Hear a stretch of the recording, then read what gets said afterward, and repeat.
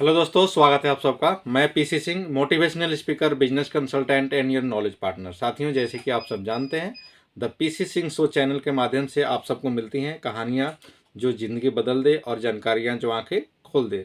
तो आज हम फिर एक बहुत ही महत्वपूर्ण जानकारी के ऊपर चर्चा करने जा रहे हैं, जो बहुत ही महत्वपूर्ण है उन लोगों के लिए जो लोग डॉक्टर के पास जाते हैं और डॉक्टर उनको कुछ पर्चियाँ लिख कर देते हैं जिसको आम लोग समझ नहीं पाते हैं, और या फिर उस पर्ची के ऊपर कुछ मेडिसिन लिखे होते हैं, उस दवा को कैसे यूज करना है, या कुछ ऐसे डॉक्टरी लैंग्वेज लिखे होते हैं जिसकी वजह से आम लोगों को बहुत परेशानी होती है।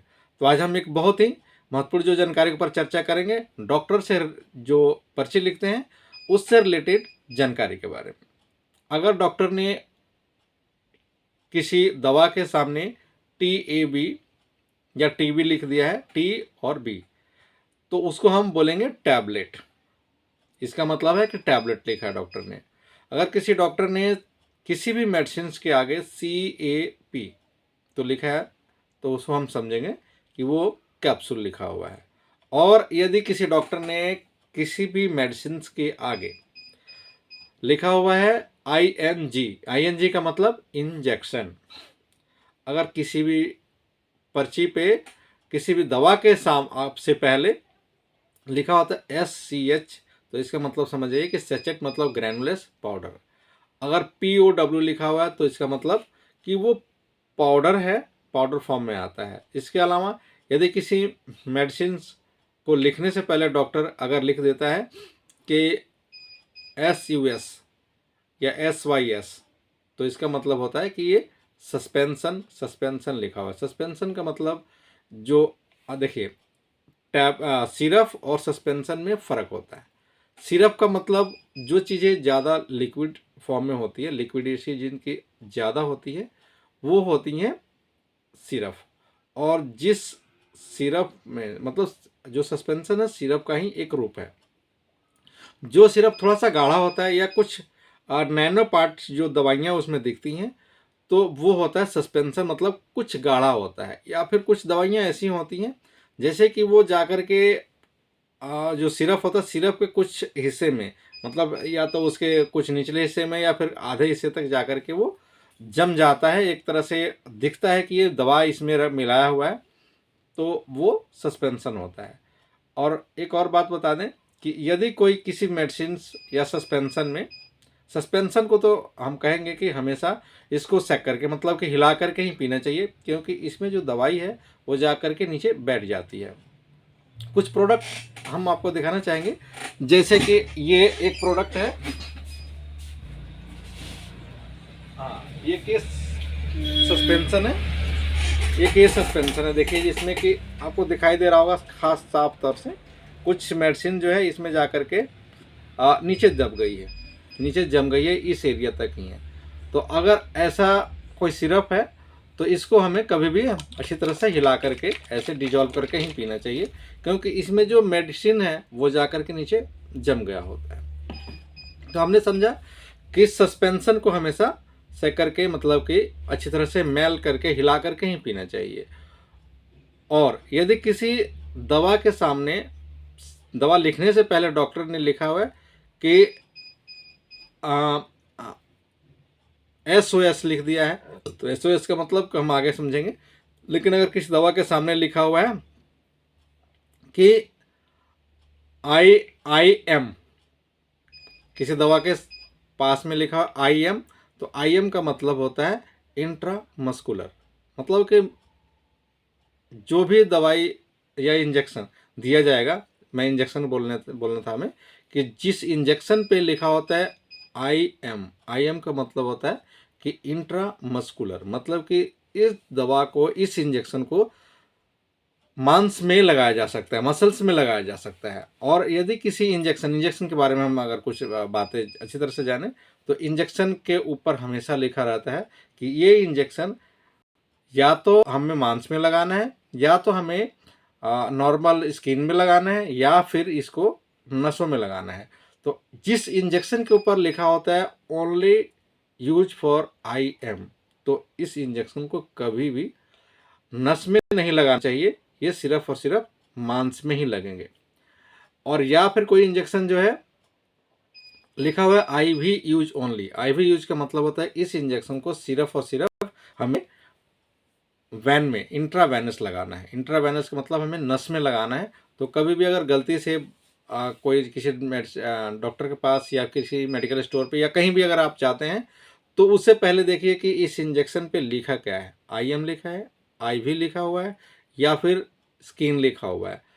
किसी किसी इंजेक्शन पे आईएम और आईवी दोनों लिखा होता है। तो इसका मतलब कि ये इंजेक्शन इंट्रामस्कुलर मतलब कि मांस में भी लगाया जा सकता है और ये इंजेक्शन आईवी मतलब कि इंट्रावेनस में भी लगाए जा सकते हैं।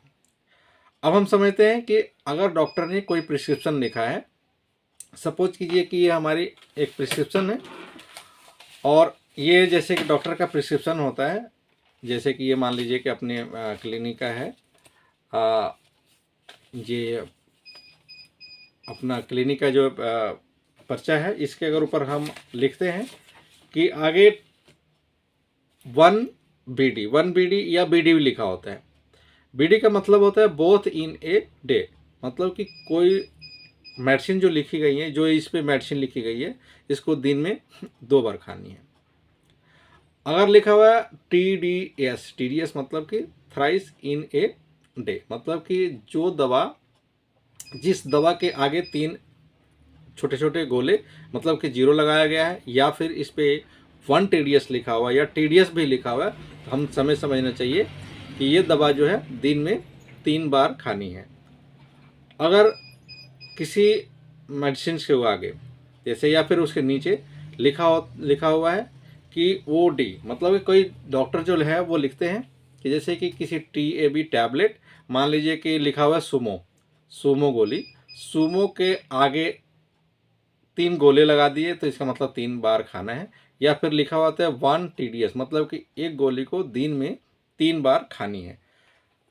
और यदि किसी गोली के आगे लिखा हुआ है BD, तो BD का मतलब समझ गए होंगे, बोथ इन ए डे। और किसी मेडिसिन के आगे लिखा होता है 1 OD या OD ही लिखा हुआ है, तो OD का मतलब हुआ कि हमें इस मेडिसिन को दिन में 1 बार खानी है, मतलब कि पूरे 24 घंटे में 1 बार खानी है।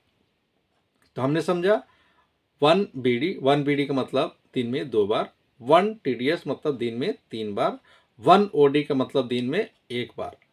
और अगली हम जानकारी साझा करें, समझें, तो किसी मेडिसिन के आगे लिखा होता है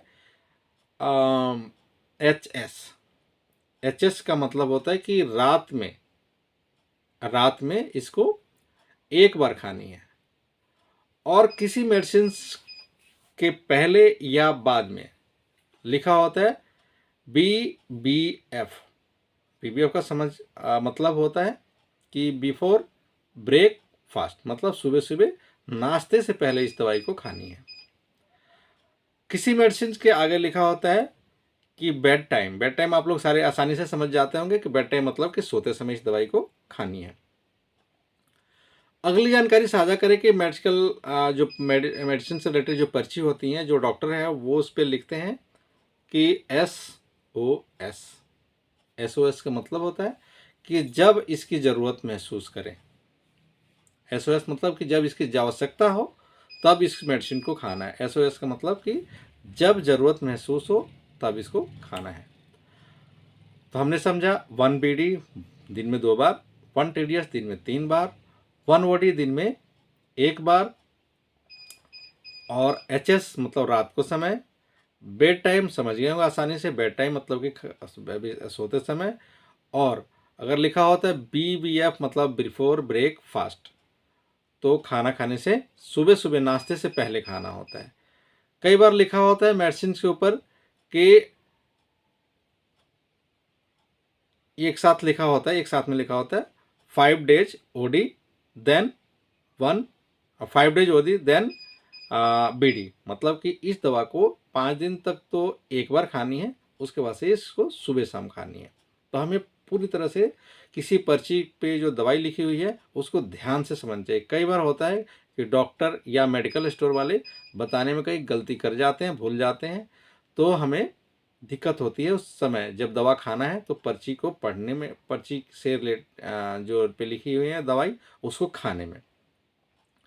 और यदि एसओएस ज़्यादातर जो दवाइयाँ होती है जैसे पीसीएम मतलब पैरासीटामोल, पैरासीटामोल पे ज़्यादातर लिखा होता है एसओएस, क्योंकि यदि किसी व्यक्ति को बुखार लग रहा है सपोज कीजिए और डॉक्टर ने 15 दिन की दवाई या 10 दिन की दवाई या 5 दिन की दवाई लिख दिया है तो उस पर ज़्यादातर तो एंटीबायोटिक 5 डेज ही चलाया जाता है। और जो पीसीएम है, पीसीएम खाने से कई बार क्या लगभग मैक्सिमम जगह होती ही हैं, ये लीवर को इफेक्ट करता है।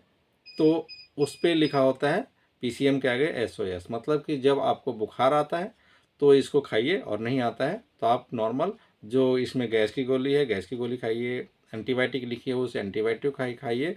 और मल्टीविटामिन मैक्सिमम जो जो डॉक्टर होते हैं वो लगभग एक बार ही लिखते हैं। वो एक बार का मतलब कि वंस ओडी, मतलब कि रात में या दिन में या पूरे 24 घंटे में सिर्फ एक बार खाना है। तो जो दवाइयाँ होती हैं उसके बारे में हमने समझा। ज़्यादातर जो एंटीबायोटिक है जैसे कि सिफेक्सिम हो गया, ओफ्लोक्सिसिन हो गया, सेपोडोक्सिम हो गया, ये जो दवाइयाँ होती हैं वो दिन में 2 बार ही खाई जाती हैं। और जितने भी एंटीपायरेटिक मेडिसिन होती हैं, सर्दी जुखाम बुखार की दवाइयाँ होती हैं टीडीएस ही चलाई जाती हैं। मैक्सिमम जो टीडीएस जो दवाइयाँ चलाई जाती है वो होती हैं, आप समझ गए होंगे, सर्दी जुखाम और बुखार। एंटीबायोटिक मैक्सिमम दिन में 2 बार। और गैस की गोली कई बार अगर मान लीजिए डीएसआर फॉर्म में है या लिवोसल्प्राइड के साथ है तो इसको एक बार यूज किया जाना चाहिए। लेकिन अगर गैस की समस्या ज़्यादा है तो इसको बोथ इन ए डे, मतलब दिन में 2 बार भी चलाया जा सकता है।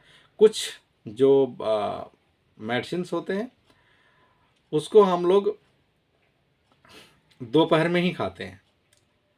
और एक और बहुत ही महत्वपूर्ण जानकारी के ऊपर हम बात करें तो कभी भी आयरन और कैल्शियम एक साथ नहीं खाना चाहिए। दवा के जो होता है 3 तरह से ये दवा रिएक्ट करता है बॉडी के ऊपर। या तो ये एक्ट करेगा, एक्ट मतलब इसका असर होगा, या दूसरा रिएक्ट करेगा, रिएक्ट मतलब इसका रिएक्शन होगा, शरीर में इसका साइड इफेक्ट होगा। और या फिर तीसरा एक और रूप होता है, बहुत सारे लोगों को जानकारी नहीं होती है, ये मेल्ट होता है। एक्ट करेगा मतलब कि एक्शन कर रहा है, रिएक्ट करेगा या फिर रिएक्शन कर रहा है, और एक होता है मेल्ट करेगा, मतलब कि ये दोनों चीज़ें आपस में कनेक्ट होकर के टॉयलेट से बाहर हो जाएंगे। मतलब कि ना तो उस दवाई ने एक्शन किया और ना ही रिएक्शन किया, डाइल्यूट होकर के वो बाहर निकल गया। तो एक्शन रिएक्शन और ये डिएक्ट मतलब कि बाहर निकल गया। तो कभी भी आयरन और कैल्शियम को एक साथ नहीं खाने चाहिए। ख़ास तौर से आप लोग जाएंगे हॉस्पिटल्स में तो वहाँ पे लिखा हुआ आता है, जैसे कि जो प्रेग्नेंट लेडीज़ होती हैं उस पर अगर पर्चे पे भी पढ़ेंगे या फिर लोग सजेस्ट भी करते हैं कि आयरन और कैल्शियम में कम से कम 2 घंटे का गैप रखना चाहिए। तो बिगनिंग के जो हम बात करें प्रेग्नेंट लेडीज़ के लिए आयरन और कैल्शियम, फॉलिक एसिड, ये तो बहुत ही महत्वपूर्ण मेडिसिन है। इसके बारे में भी एक हम लोग किसी वीडियो में चर्चा करेंगे। तो हमें ध्यान देना है कि किसी भी पर्ची पे दवा डॉक्टर के द्वारा लिखी गई पर्ची पे अगर मेडिसिन का खाने का डायरेक्शन दिया हुआ है तो हम आसानी से पढ़ लें। अब हम शॉर्ट फॉर्म में फटाफट बता दें। टीएबी मतलब टैबलेट, सीएपी मतलब कैप्सूल, आईएनजी मतलब इंजेक्शन, और पीओडब्ल्यू मतलब पाउडर, और एसएससी मतलब सैचेट, एसयूएस मतलब एसवाईएस मतलब सस्पेंशन, और कई बार सपोजिटरी भी होता है। सपोजिटरी मतलब कि जिस चीज़ को इंसर्ट करना है, अंदर डालना है, उसको सपोजिटरी भी बोलते हैं।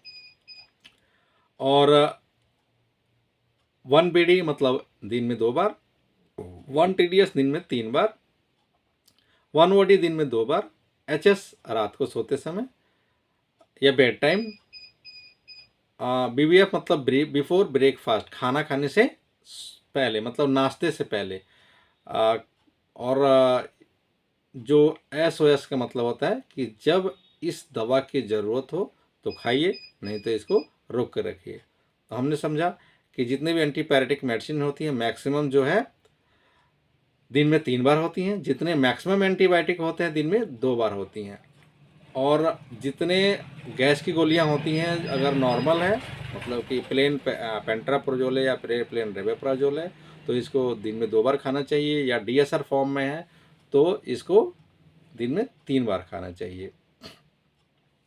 इसी में हम आते हैं कि कुछ दवाइयों के ऊपर लिखा होता है एमडी। एमडी का मतलब होता है माउथ डिजॉल्विंग, मतलब कि जीभ के ऊपर रखिए, ये ऑटोमेटिक डाइल्यूट हो जाएगा, माउथ मुंह में घुल जाएगा, उससे फास्ट एक्शन होगा।